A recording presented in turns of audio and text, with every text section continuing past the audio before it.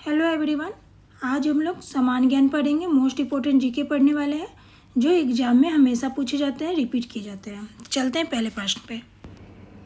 6वीं शताब्दी ईसा पूर्व भारत में कितने महाजन पदों का उदय हुआ? कितने महाजन पदों का उदय हुआ? तो याद रखिए 16 महाजन पदों का उदय हुआ था। चलते हैं अगले प्रश्न पे। अगला प्रश्न है, मगध की प्रथम राजधानी क्या थी? मगध की प्रथम राजधानी क्या थी? तो याद रखिए राजगृह थी। ऑप्शन नंबर सी इसके करेक्ट आंसर हो जाएंगे। चलते हैं अगले प्रश्न पे, और ये मोस्ट इम्पोर्टेंट प्रश्न है। एग्जाम में कई बार ये प्रश्न पूछे जा चुके हैं। मगध की दूसरी राजधानी कहाँ थी? प्रथम राजधानी राजगृह और दूसरी राजधानी थी पाटलिपुत्र। ऑप्शन नंबर डी इसके करेक्ट हो जाएंगे। मगध की दूसरी राजधानी पाटलिपुत्र। चलते हैं अगले प्रश्न पे। अगला प्रश्न है,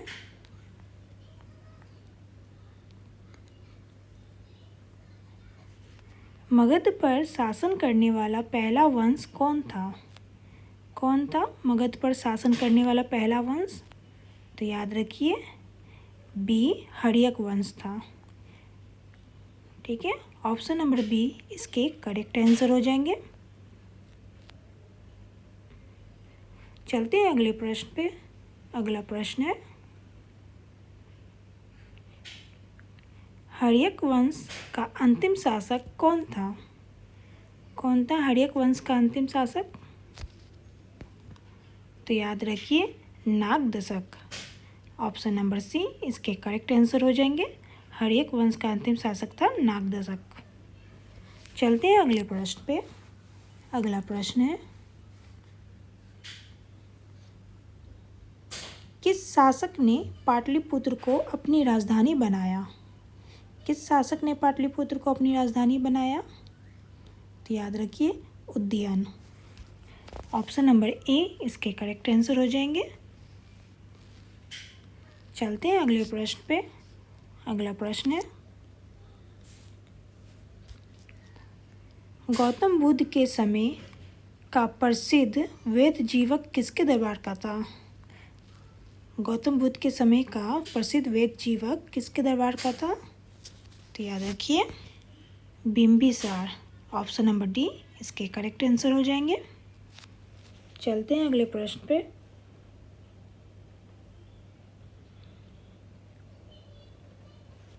किसके शासन काल में महात्मा बुद्ध को परिनिर्वाण प्राप्त हुआ था? किसके शासन काल में? तो याद रखिए अजातशत्रु के शासन काल में महात्मा बुद्ध को परिनिर्वाण प्राप्त हुआ था। ऑप्शन नंबर बी इसके करेक्ट आंसर हो जाएंगे। चलते हैं अगले प्रश्न पे। अगला प्रश्न है, भारतीय इतिहास में किसने विशाल साम्राज्य की स्थापना की थी? किसने विशाल साम्राज्य की स्थापना की थी? तो याद रखिए अशोक ने विशाल साम्राज्य की स्थापना की थी।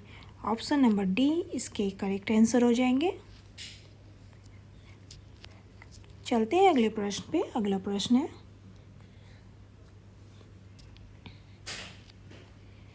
किस शासक ने अंग को मगध में विलय कर दिया था? किस शासक ने अंग को मगध में विलय कर दिया था? बिंबिसार ने। ऑप्शन नंबर डी इसके करेक्ट आंसर हो जाएंगे। चलते हैं अगले प्रश्न पे। अगला प्रश्न है,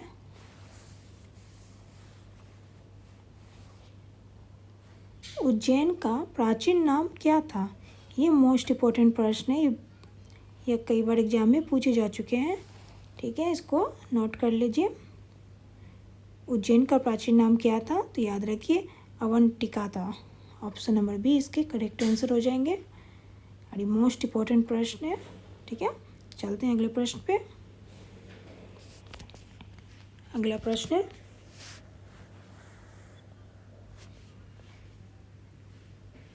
जातक किसका ग्रंथ है? जातक किसका ग्रंथ है? क्या होगा इसका आंसर? इसका आंसर हो जाएगा डी बुध का ग्रंथ है, बुध ग्रंथ है।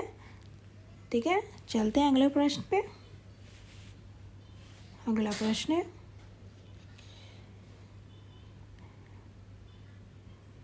बुध के गृह त्याग का प्रतीक क्या है? क्या है बुध के गृह त्याग के प्रतीक? तो याद रखिए बी, घोड़ा।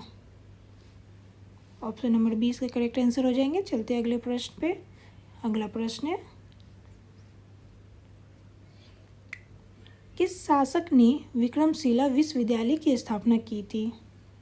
किस शासक ने विक्रमशिला विश्वविद्यालय की स्थापना की थी? धर्मपाल ने। ऑप्शन नंबर डी इसके करेक्ट आंसर हो जाएंगे। चलते हैं अगले प्रश्न पे। अगला प्रश्न है, जर्मनी का एकीकरण कब पूरा हुआ था? कब पूरा हुआ था जर्मनी का एकीकरण? तो याद रखिए 1871 ईस्वी में।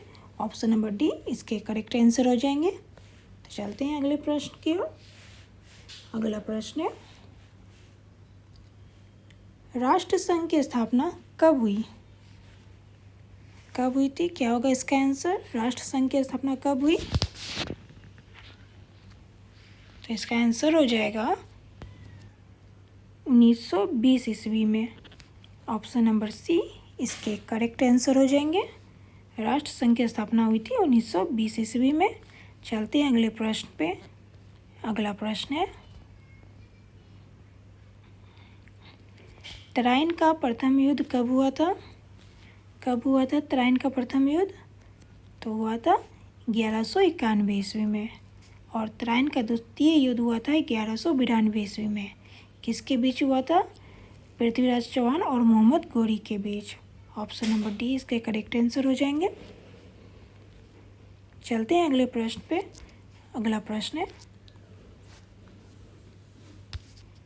गांधी इरविन समझौता कब हुआ था? यह भी मोस्ट इंपॉर्टेंट प्रश्न है, कई बार ये एग्जाम में पूछे जा चुके हैं।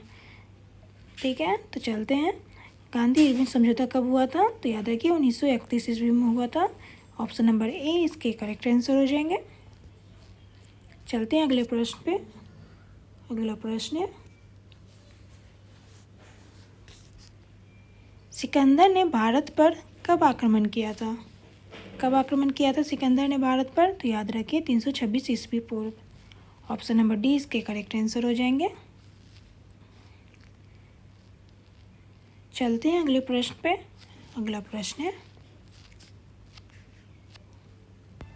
महावीर स्वामी की मृत्यु कहाँ हुई थी? कहाँ हुई थी महावीर स्वामी की मृत्यु? तो याद रखिए पावापुरी में हुई थी। ठीक है, यह भी मोस्ट इंपॉर्टेंट प्रश्न है, कई बार एग्जाम में पूछे जा चुके हैं। अभी के लिए इतना ही, फिर मिलते हैं नेक्स्ट वीडियो में नई जीके जीएस के साथ, जो आपके एग्जाम के लिए मोस्ट इंपॉर्टेंट है।